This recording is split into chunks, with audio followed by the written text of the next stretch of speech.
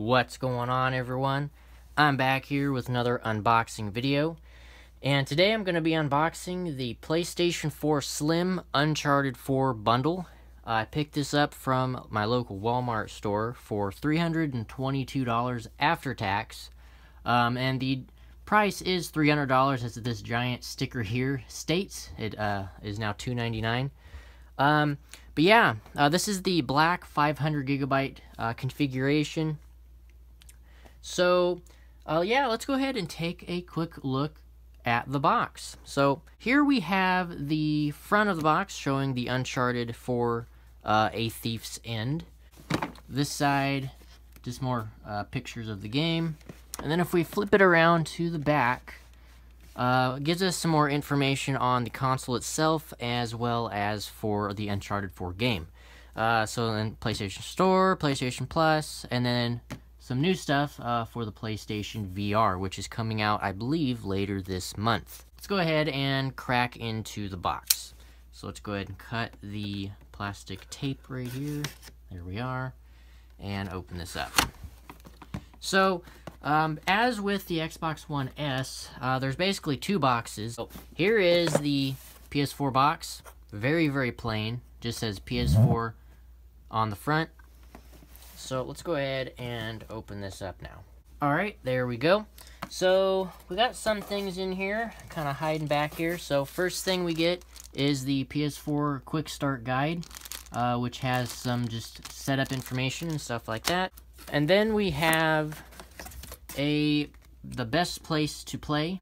And this is essentially basically a little promotional card that just shows you some of the stuff you can do, such as Spotify and things like that. And then we have the game itself, which is nice that they include the actual physical retail copy. Normally, you'll find a little card with a download code so you can download the digital version of the game. But it's kind of nice that Sony includes the physical copy, which is really cool. But here's the game itself. There's the front, there's the back. Pretty cool. So now let's go ahead and pull the console itself out. I could already tell that this thing is really small compared to last generation. Let's go ahead and get this cardboard off. Alright, so now let's take a look at the accessories that are included. So, just like the original PS4, we have the mono headset that includes a microphone so you can chat with your friends. Then we have the USB cable used to charge the controller. And then we have a 4K enabled HDMI cable. Even though this console is not 4K compatible, unfortunately, the HDMI cable that is supplied is 4K ready. So you can use this on other 4K devices if you so choose. And then we have the standard power cable. So there's still no power brick with the PS4, which is very nice. And then we have the slightly redesigned PS4 controller. So let's go ahead and take a look at that. So here is the somewhat redesigned PS4 controller. The controller itself is basically identical to the previous version. The textures on the grips are very, very slightly different. It's a little bit more matte. It's not as glossy. But other than that, the controller is basically the same. The one new thing about this controller, however, is the light bar on the back side here now comes through and is viewable through the touchpad. So if I give a demonstration of that by pressing the home button, as you can see, there's a light bar at the very top now, so you can see what color is going on, as the same thing goes for on the back. So it's a pretty neat little aesthetical change. Just kind of gives the controller some extra uniqueness. But that's basically it in the box. So let's go ahead and get the box out of the way. So now let's go ahead and take a look at the console itself. Let's go ahead and unwrap it out of the plastic wrapping. So there is the PS4 Slim itself. So as you can already tell, the console itself is insanely thin. It's actually quite a bit thinner than the Xbox One S. And it's also quite a bit thinner than the original PS4. So that's really, really nice. So let's go take a quick hardware tour and see what we got with the new design. So we still have the DVD/Blu-ray drive right here on the front. One thing you'll notice now is there's physical buttons instead of touch sensitive, which we had on the original PS4. You now get physical buttons right here on the left-hand side, and they are different sizes, so you can tell them apart. So the bigger one is the power button, and the smaller one is the eject.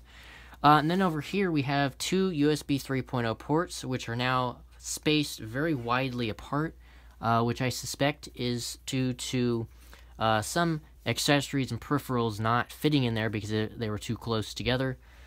Anyway, then on the top here, we have just a completely matte black design. There's no more a glossy finish on the left side as we had previously, so it's one solid finish. Then you have a really small glossy PlayStation logo in the middle. And another thing we lose with the PS4 Slim is the light bar or light strip that went down the middle of the console. That is how you would be able to tell if the console was on or what state it was in. So we'd lose that with the Slim. Unfortunately, that was a cool feature of the original PS4 that I liked. So basically now we just get a really small LED light on the power button, which changes colors, of course, accordingly, depending on what the console's doing. Say if it's on, it'll be blue, standby will be orange, and so on and so forth. So unfortunately, that's now gone. If we move to this side, we just have some vents. And then we do have an access door here, which allows you to get access to the hard drive, which is actually much easier than the original PS4. If you recall, on the original, pop off the top half of the console to get access, which is kind of a pain. But now they've made it easy. You just pop off this plastic door, unscrew one little screw, and you have easy access to the hard drive. So really, really nice. Moving to the back, we have some inputs and outputs. So we have the power connector here, the auxiliary port, which is reserved for the PlayStation camera, HDMI out, and then Ethernet. One thing that we lose with the PS4 Slim is optical audio. So for those of you that use optical audio, the port for that is no longer here. So it's kind of a bummer, but I guess we can make do. And then on this side, we just have some more vents. And then we do have a little screw hole. It's hard to see. There we go. So right there, we do have a little screw hole, which I believe will be used for the vertical stand. And then on the bottom, we have little rubber feet. And one thing I found kind of cool is Sony went the extra mile and made the little rubber feet, the square, triangle, X, and circle buttons. As you can see here, they're coordinated to the controller buttons, so it's a really neat minor design aesthetic there. So that's basically it of the hardware on the outside. So let's go ahead and compare it to the original PS4.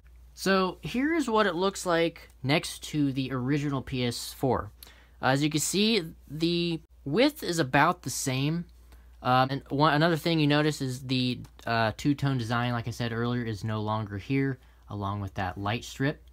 And the ergonomic design is still present, just not as much so for the Slim. So if we take a look at these two side by side, so as you can see here, the Slim is about a ½ inch thinner than the original PS4, which really is not all that much. So as you can see here, again, a little bit thinner, but not by too much. Then if we take a look at it from this side, as you can see, there's some differences there. And the layouts of the ports are slightly changed as well. So as you can see, the power port and everything is changed.